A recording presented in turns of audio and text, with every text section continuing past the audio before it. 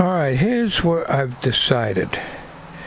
These are 2x8s that I got at Home Depot 2 or 3 years ago for 50 cents a piece. Those days are gone. Okay, originally I was going to have just a small section coming out, maybe 35-40 inches or so, with a stand to hold it, and I can work on the spark plug. In this part here, I'm up in the front, there's going to be a pin that's going to go down through the floor to keep this thing from rolling back. Well, that same pin, there'll be a hole in here, and that pin can drop down and hold it onto this ramp so that this ramp is lowered, and you can get the whole generator right off of there. I have to cut this, I don't know, this is 48. This is probably about 47, so I'm going to have to cut them all 47. That's not a bad deal. 47 is a decent ramp, and I should be able to get that up there without any problem. So that's the way I think we're going to do it. Naturally, the other option too is leaving this thing on this board. In other words, leave the board here, unhook the lock that's going to hold the generator to this board, and then roll it right down the ramp on the wheels.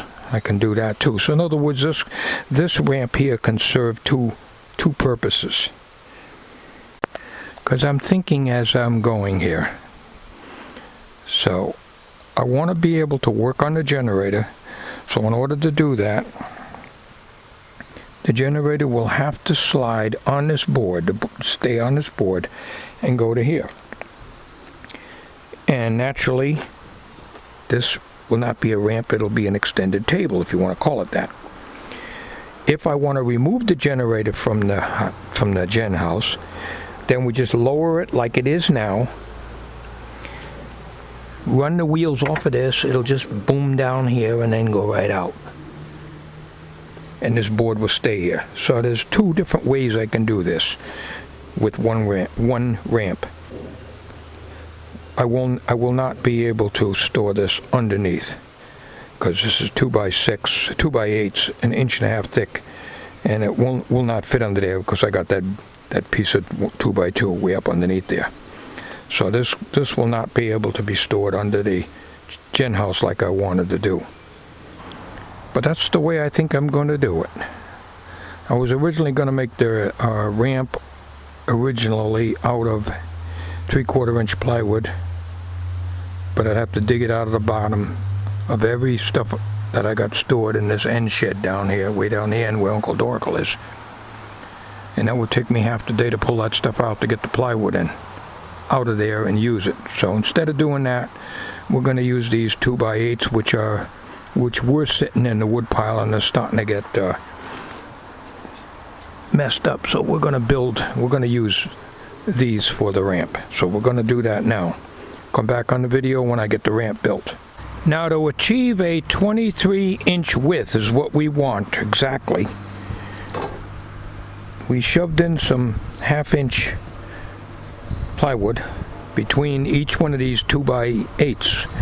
So we're 23 inches, and that's what we want. And then I want to put 1/2 inch plywood on each end like this to keep the skateboard from going off the edge. So what I'm going to do here is to take a 2x4, and I got to move this up, and we'll put it here. Naturally, I'm going to refine the measurements again before I do anything. So that's what we're going to do. Now, this wood was brand new, cut-offs a few years ago, but it's got all these little tiny holes in them, but it don't seem to be rotted. Seems to be pretty good. It's a little, it's not too bad, I guess.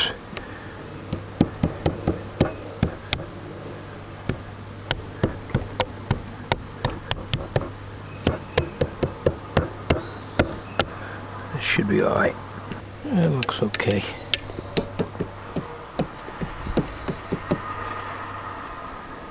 Not perfect, but it's alright. You have to store wood outside, that's what you gotta do. It wasn't covered. So this will be the lower end anyways. I'll paint it and thin out what little oil-based paint I got in there and put paint thinner with it and make a good soaking primer for it when I get this assembled. We're going to assemble this and I'll come back on the video in a little bit. Okay. I had 2-inch screws, but they're not quite long enough, so we use number 10 nails. And with the 1/2-inch spacing, we're exactly 23 inches wide. And what we're going to do is trim off these ends here, so it'll be neat. I'll just turn it over and run the skill saw through it.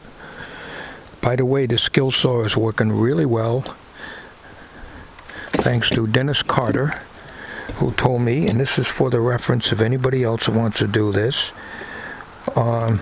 you take the height and you bring it up to about 1 inch, and then after you do that, you adjust your angle to 0, and after you do that, then you can bring your height back to wherever you want it, and it works perfectly, and the blade is at a proper angle now. It's straight cut, as you can see. Well, I didn't put the sides on yet. I want to have little sides on left and right here. It's similar to this, so that this thing don't fall off, and the wheels will, the little rollers will just go right down here. So there should be no problem with that. And the same thing, like I say, this can stay here, and the generator itself can come off of here when I need to remove it. So now what I got to do is put the 2 sides on, and then I am going to make some kind of a thing for the bottom there to make it like a table out of it, sort of like a table. But before I can even do that, I got to make sure that this thing does not slide out and cause a disaster. So there'll be a pin here and here, hole drilled in the 2x3 to catch it so it will not fall.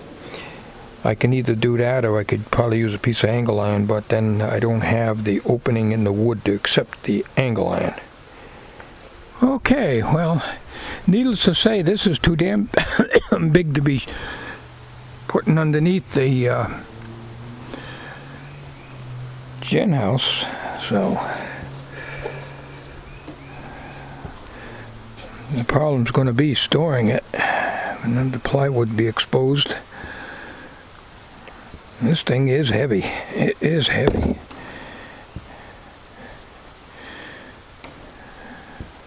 But now when I slide that roller thing down, it's not going to go off of here. Or if I use the generator wheels, it's not going to come off the edge, but that's usually not a problem anyways. But of course, this ramp is not as wide as the little one I had before. So it's good that I got the sides on it so that the wheels don't come off the edge when I am removing the generator from the house altogether. Now I'm going to see if I can mix up some. I got a tiny bit of that oil-based paint, tiny bit, and I'm going to put some paint in it, and I'm going to make some primer, and I'm going to soak it into these. It's over on this side. This is the low end of the ramp. This is the part that would be, well, this is not touching the ground. There's a pressure treated 2x4 under here that will be touching the ground. So it's not bad. Seems to be pretty solid. Okay, and that's all I'm going to do today. I thinned this stuff out. It's more paint than anything else, but I just wanted to give it a much of a soaking as I can with that. So we'll have to leave it out. My only concern is the plywood here. I'll have to find a place to store that because it's not going to fit underneath there. Not this kind of a ramp. Thanks for watching, and we'll come back on this video when we make the stand for the end of this so that it can be held up in the horizontal position. Thanks for watching. Stay tuned for more coming to a computer near you.